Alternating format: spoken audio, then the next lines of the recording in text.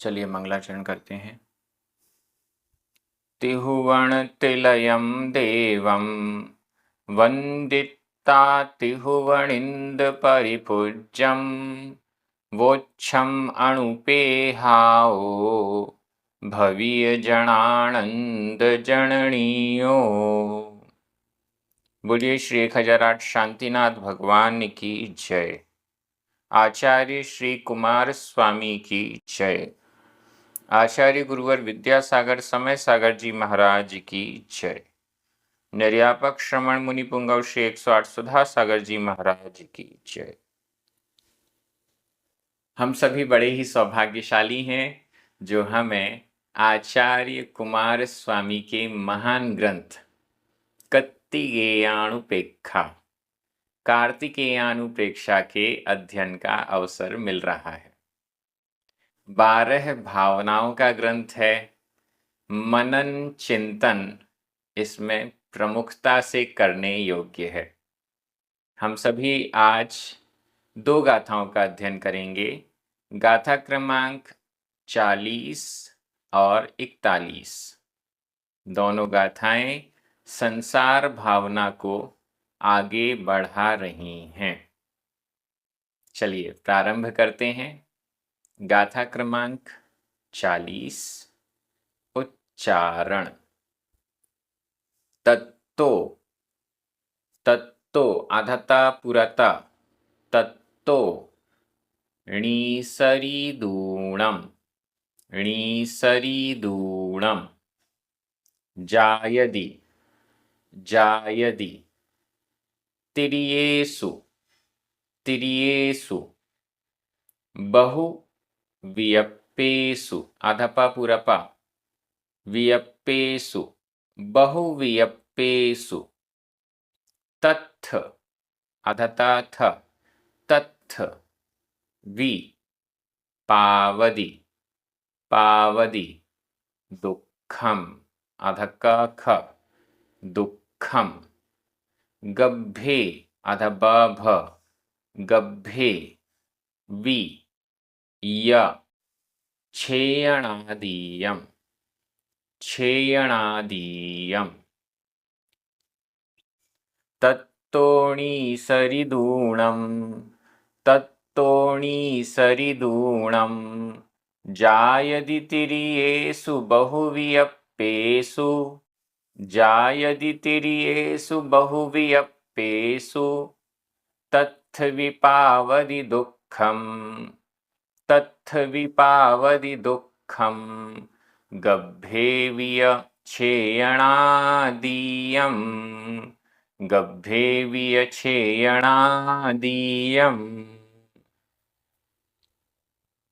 नरकों के दुखों का वर्णन चल रहा था।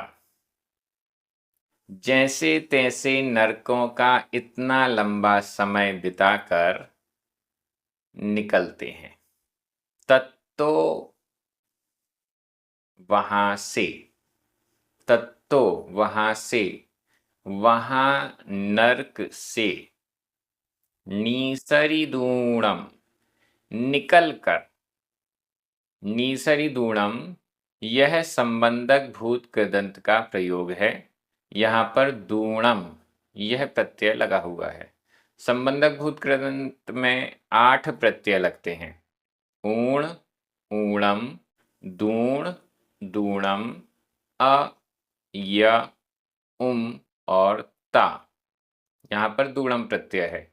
नीसरिदूणम निकल कर तत्तो वहां से निकलकर वहां नरक से निकलकर नरक से निकले दुखों से बच गए होंगे।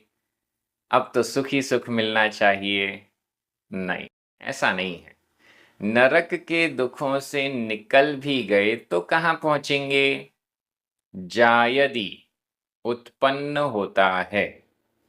जीव तत्तो निसरिदूणम वहां नरक से निकलकर जायदि उत्पन्न होता है। कहाँ उत्पन्न होता है? वैसे ये क्रम नहीं है, लेकिन किसी न किसी क्रम से तो व्याख्या की जाएगी, किसी न किसी क्रम से तो लिखा जाएगा, इसलिए ये क्रम बन गया। नरक से जीव निकलता है तो स्वर्ग तो नहीं जा सकता, दोबारा नरक में भी नहीं जा सकता। नरक वाला जीव मरण करके अगले भव में ना तो देव बन सकता है, ना ही वापस नारकी बन सकता है। उसके पास दो ऑप्शन है, या तो वो मनुष्य बनेगा और या फिर वो तिर्यंच बनेगा। ये दो ही गतियां नरक से निकलने के बाद की हैं। तो यहां पर क्रम कहें या कुछ भी कहें, तिर्येसु तिर्यंशों में उत्पन्न होता है, नरक से तिर्यंश पर पहुंचाया गया है। तिर्येसु तिर्यंशों में जायदि उत्पन्न होता है, तिर्यंच गति में पशुओं में उत्पन्न होता है। पशु पक्षी इत्यादि ये सब तिर्यंच कहलाते हैं। एक इंद्री, दो इंद्री, तीन इंद्री, चार इंद्री, पंचेंद्री, ये सब चार इंद्री तो सभी, एक इंद्री से लेकर चार इंद्री तक सभी तिर्यंच ही होते हैं। पंचेंद्रियों में मनुष्य भी होते हैं, देवनारकी भी होते हैं। तो तिर्यंच की क्या परिभाषा बनाई गई? आचार्यों ने कहा देव, नारकी और मनुष्य, इनको छोड़कर शेष जितने भी संसारी जीव हैं वे सभी तिर्यंच कहलाते हैं। क्योंकि इसकी रेंज बहुत अलग अलग प्रकार की है। एक इंद्री वाला भी तिर्यंच है, पेड़ पौधे भी तिर्यंच हैं, दो इंद्री वाले लट आदि भी तिर्यंच हैं, तीन इंद्री आदि, चार इंद्रिय आदि, असैनी पंचेंद्रिय, सैनी पंचेंद्रिय, ये सब जो मनुष्य नहीं है, देव और नारकी नहीं है, वे सभी तिर्यंच कहलाते हैं। जायदि तिर्येसु, तिर्येसु जायदि, तिर्यंचों में जायदि उत्पन्न होता है। बहुवियप्पेसु, बहुत विकल्प वाले तिर्येसु, तिर्येसु का विशेषण है बहुवियप्पेसु। तिर्येसु कैसे तिर्यंच हैं?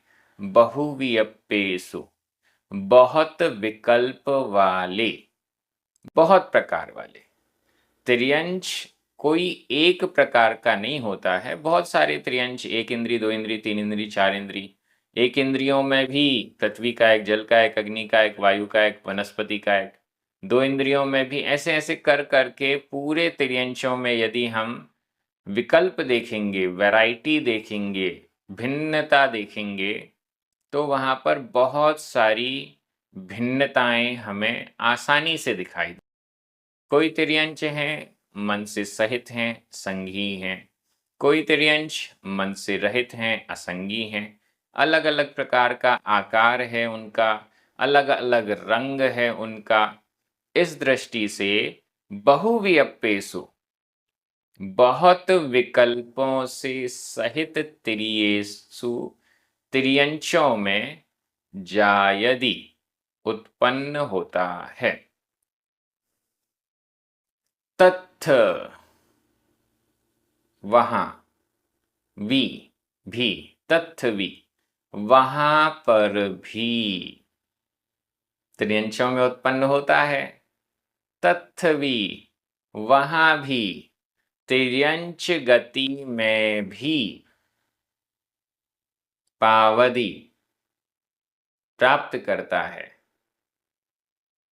दुखम दुख को। तत्थवी वहां पर भी दुखम पावदी दुख को ही प्राप्त करता है। नरकों से निकल गए, शायद अब सुख मिलेगा, नहीं मिलेगा। तिर्येसु जायदि, तिर्यंशों में उत्पन्न होता है, तत्थवी वहां पर भी दुखम पावदी दुख पावदी प्राप्त करता है। गभ्भे गर्भ में आते ही दुख होने लगता है। नरक से निकला माता के गर्भ में आया, उस पशु के गर्भ में आया, गर्भ में आते ही दुख होने लगता है। माता के गर्भ में कोई जीव है और माता को ही मार दिया गया। मारपीट तो हो ही रही है, उसके पेट में भी डंडे मारे जा रहे हैं। पता नहीं कैसे कैसे दुख तिर्यंचों को होते हैं। हम अपनी आंखों से देखते हैं, अपने सामने देखते हैं। गायों के प्रति दुख हो रहा है। जंगली जानवर हैं, बड़े जानवर छोटे जानवर को खा जाते हैं। पता नहीं कैसे कैसे दुख वहाँ तिर्यंचों को होते ही हैं। हम कहें कि वहाँ सुख मिल जाएगा, नहीं, सुख तो वहाँ भी नहीं है।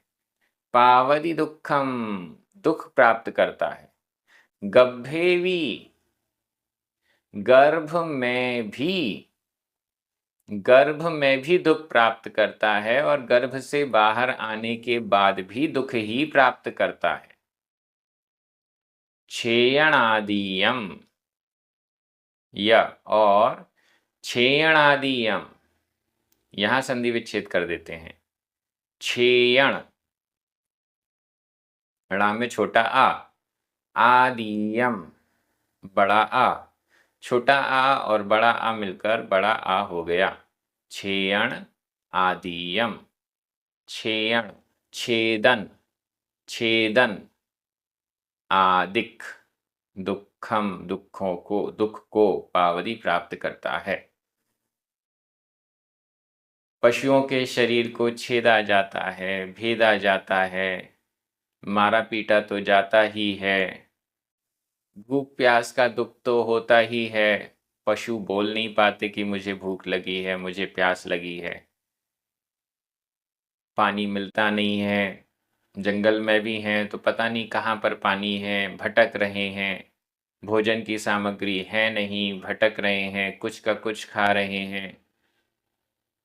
कहीं पर भी जो खाने योग्य नहीं है उस पर भी कोशिश कर रहे हैं खाने की। पता नहीं कैसे कैसे कितने कितने प्रकार के दुख तिर्यंचों को होते हैं। और ये सारे दुख हम वर्तमान में भी अपनी आँखों से भी देख रहे हैं। तिर्यंचों की, पशुओं की कितनी हिंसा की जाती है। मनुष्य अपने उपयोग के लिए तिर्यंचों पर कितना अत्याचार करते हैं। ये सब हिंसा, ये सब दुख, ये सब कष्ट तिर्यंच सहन करता ही है। ये दुख तिर्यंचों को होते ही हैं। गर्भ में भी दुख हो रहा है, गर्भ से बाहर आते ही छेदन भेदन आदि प्रारंभ हो गया, उसका भी दुख हो रहा है। ये कहें कि तिर्यंचों को कुछ दुख कम हो जाता है तो ये कहना भी पॉसिबल नहीं है, क्योंकि दुख तो हो ही रहा है। नरकों की अपेक्षा भले कम है, नरकों में जो दुखों की इंटेंसिटी थी वो बहुत ज़्यादा थी, लेकिन साथ में वैक्रियक शरीर भी था। वैक्रियक शरीर था तो उस इंटेंसिटी को वो झेल सक रहा था। लेकिन यहाँ पर वैसा शरीर नहीं है। यहाँ पर तो इतना सुकुमाल शरीर है, खरगोश है, उस पर वैज्ञानिक वगैरह उस पर टेस्ट करते रहते हैं। कब वो मर जाता है पता नहीं। चूहे हैं, चींटियां हैं, कब पैर से नीचे दब जाती हैं पता नहीं। ये सारे दुख तिर्यंचों में बने रहते हैं, जिनका हम वर्णन करें तो करते ही जाएं करते ही जाएं। इतने सारे दुख, एक एक तिर्यंच का भी हम चिंतन करें कि इसको कितना कष्ट होता होगा, तो भी हम चिंतन करते ही जाएंगे, लेकिन उनके दुखों की कथा पूर्ण होने वाली नहीं है। इतने दुख तिर्यंचों को होते हैं। यहाँ गाथा एकदम क्लियर है, व्याकरण की दृष्टि से देखते हैं। तत्तो पंचमी विभक्ति का एक वचन है। नीसरिदूणम संबंधक भूत कृदंत का प्रयोग है। जायति, पावदी, ये दोनों ही वर्तमान काल अन्य पुरुष एक वचन के क्रिया रूप हैं। तिर्येषु बहुवियप्येषु, ये दोनों सप्तमी विभक्ति के बहुवचन हैं। तत्थ, वी, दूसरी बार भी वी, य, ये सभी अव्यय हैं। दुःखम, क्षेणादीयम, दोनों ही द्वितीय विभक्ति के एक वचन हैं। गभ्भे, सप्तमी विभक्ति का एक वचन है। इस प्रकार से व्याकरण हो गई। मैं एक बार हिंदी अर्थ कर रहा हूं, आपकी नजर प्राकृत शब्दों पर जानी चाहिए। वहां से निकलकर बहुत प्रकार वाले तिर्यंचों में उत्पन्न होता है। वहां पर भी गर्भ में छेदन आदि दुख को प्राप्त करता है। तिर्यंच बने दुखी दुख है। नरकों से भले कम हो, लेकिन सुख तिर्यंच गति में भी नहीं है।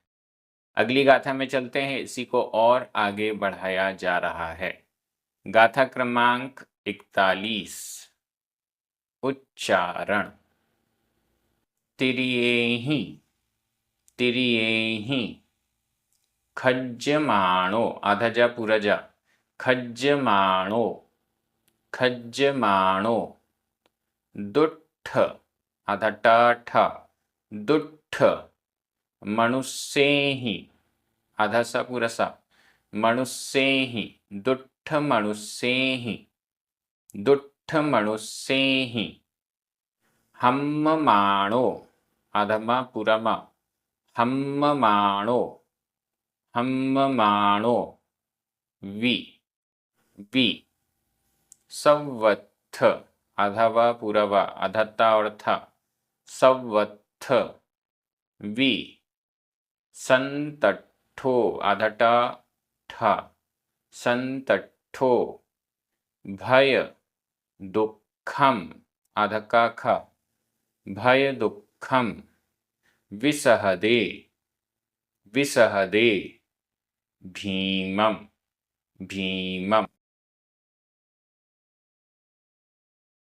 तिर्येहि खज्जमाणो, तिर्येहि खज्जमाणो, दुट्ठ मनुष्येहि हम्ममाणो वि, दुट्ठ मनुष्येहि हम्ममाणो वि, संवत्थ विसंतट्ठो, संवत्थ विसंतट्ठो, भय दुःखम विसहदे भीमम, भय दुःखम विसहदे भीमम।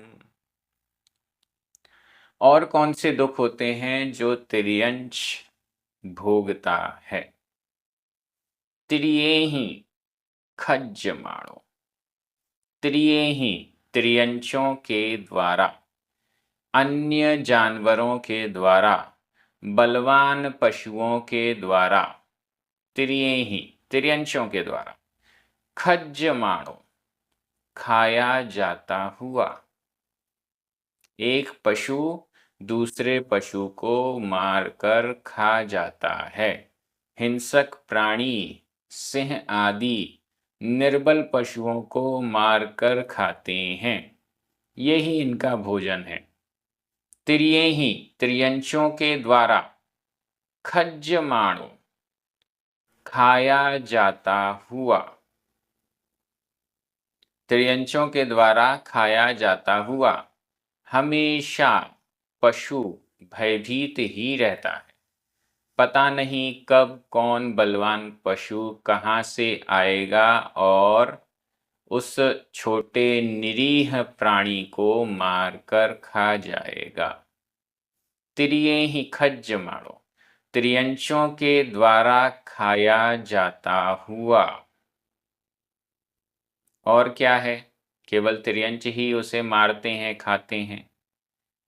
दुट्ठ मनुष्येहि, दुष्ट, दुष्ट, मनुष्य ही, मनुष्यों के द्वारा, दुष्ट मनुष्यों के द्वारा,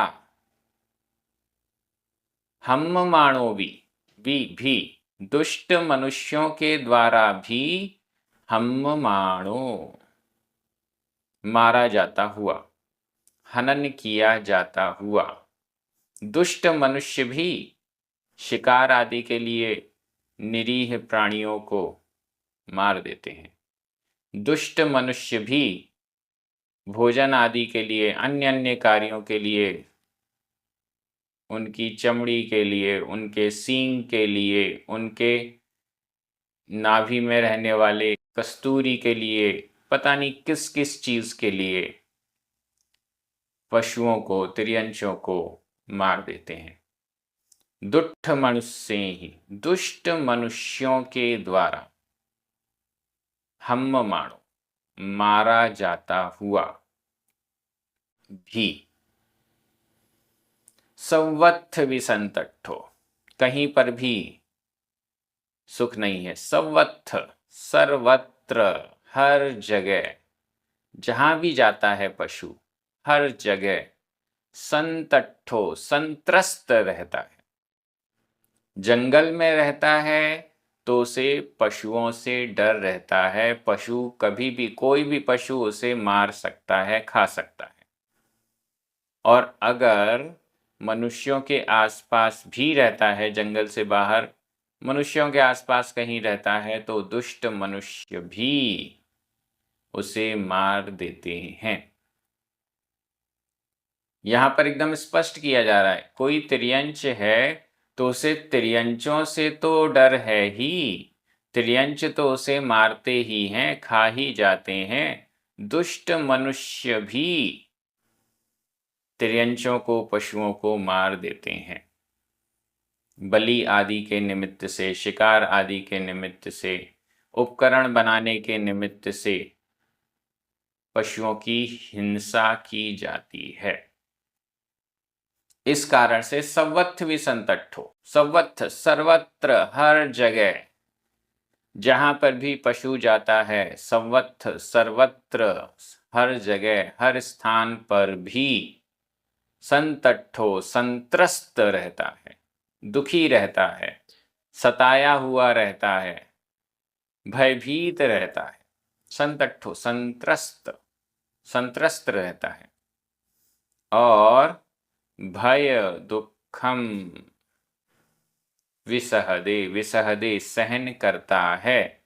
भय दुखम, वो भी भीमम, भीमम, भीम, भयंकर, बड़ा, भारी, भय और दुख को सहन करता है, विसहदे सहन करता है। नारकियों के दुख और तिर्यंचों के दुख की यदि हम तुलना करते हैं तो दोनों में बहुत अंतर है। नारकी हमेशा क्रोधित बना रहता है। आई को भी तो पहले आ चुका है, बहुत क्रोधित रहता है, वो डरता नहीं है। नारकी दुखी है, कष्ट में है, लेकिन वो बहुत क्रोधित है, वो लड़ रहा है, भिड़ रहा है, वो डरा हुआ नहीं है, वो गुस्से में है।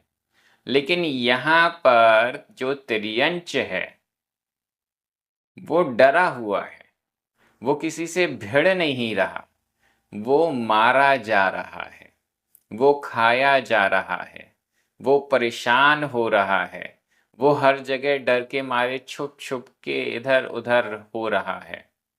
नारकी लोग डर के कारण इधर उधर नहीं होते। नारकी तो गुस्सा आता है, जब दूसरे नारकी को देखते हैं तो उसको देखकर गुस्सा आता है, डर के भागते नहीं हैं, गुस्से में उसकी ओर जाकर उससे भिड़ जाते हैं। कष्ट होता है, ठीक है, लेकिन वो डरते नहीं हैं। लेकिन तिर्यंच डरते हैं, बड़े से बड़ा जानवर भी डरता है।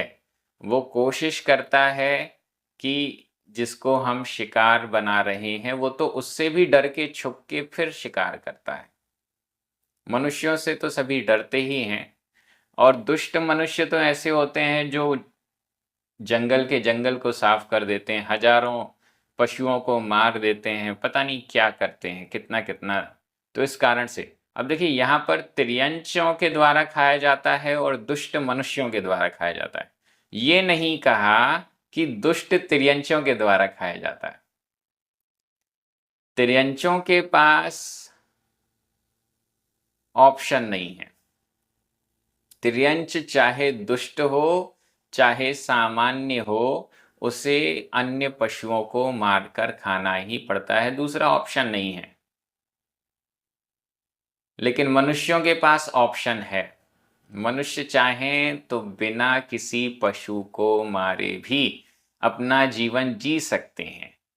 लेकिन जो ऐसा नहीं कर रहा है वो निश्चित रूप से दुष्ट माना जाएगा। इसलिए यहां लिखा दुष्ट मनुष्य ही, दुष्ट मनुष्यों के द्वारा मारा जाता हुआ।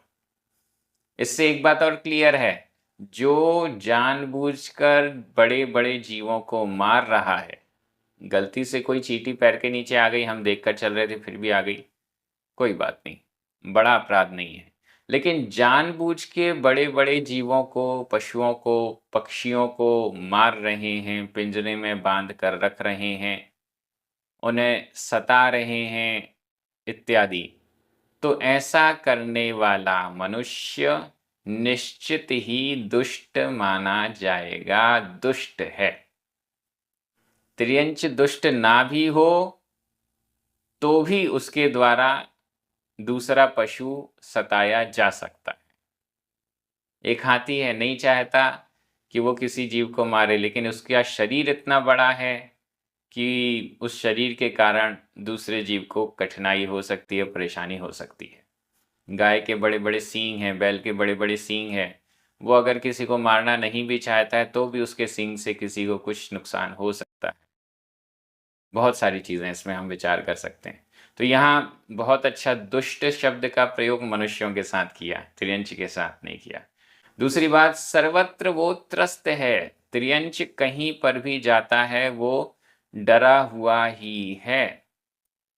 पालतू पशु भी है तो वो डरा हुआ है। वो इसलिए हमारे साथ है कि शायद हम उसका पालन पोषण कर रहे हैं, हम उसका बचाव कर लेंगे, रक्षा कर लेंगे, इसलिए वो हमारे पास टिका हुआ है। एक गाय है, उसको चरने के लिए छोड़ दिया जाता है, वो गाय वापस आ जाती है। क्यों वापस आ जाती है? उसे ये लगता है कि यहाँ पर ये किसान है, ये ग्वाला है, ये हमारी रक्षा करेगा। थोड़ा बहुत दूध हमसे ले रहा है, जितना भी काम हमसे ले रहा है, लेकिन हमारी रक्षा तो कर रहा है, इसलिए वो खुश होकर वापस आ जाती है। अगर दुखी होती तो वो इधर उधर चली जाती, ऐसा नहीं करती है। लेकिन सर्वत्र हर जगह वह त्रस्त है, हर जगह उसे दुख है, कहीं भी जाती है, कहीं भी ये पशु पहुंचता है, उसे दुख बना रहता है, भय बना रहता है। ऐसे भीमम भय दुखम, ऐसे भीम भयंकर बड़े भारी भय और दुख को विसहदे सहन करता है तिर्यंच गति में जीव। संसार में कहीं सुख नहीं है, यह बार बार चिंतन करना संसार भावना है। व्याकरण की दृष्टि से देखते हैं, तिर्येहि दुट्ठ मनुष्य ही, इन दोनों में तृतीया विभक्ति का बहुवचन है। खज्जमाणो, हम्ममाणो, नीचे संतट्ठो, ये तीनों ही प्रथमा विभक्ति के एक वचन है। खज्जमाणो और हम्ममाणो ये तो वर्तमान कृदंत के प्रयोग हैं, और संतट्ठो यह भूतकालिक कृदंत का प्रयोग है। वी दो बार आया और संवत्थ ये अव्यय हैं। भय दुखम भीमम द्वितीया विभक्ति के एक वचन है। विसहदे वर्तमान काल अन्य पुरुष एक वचन का क्रिया रूप है। इस प्रकार से हमारी व्याकरण पूरी हो गई। मैं एक बार हिंदी अर्थ कर रहा हूं, आपकी नजर प्राकृत शब्दों पर जानी चाहिए। तिर्यंचों के द्वारा खाया जाता हुआ और दुष्ट मनुष्यों के द्वारा भी मारा जाता हुआ वह जीव सभी स्थानों में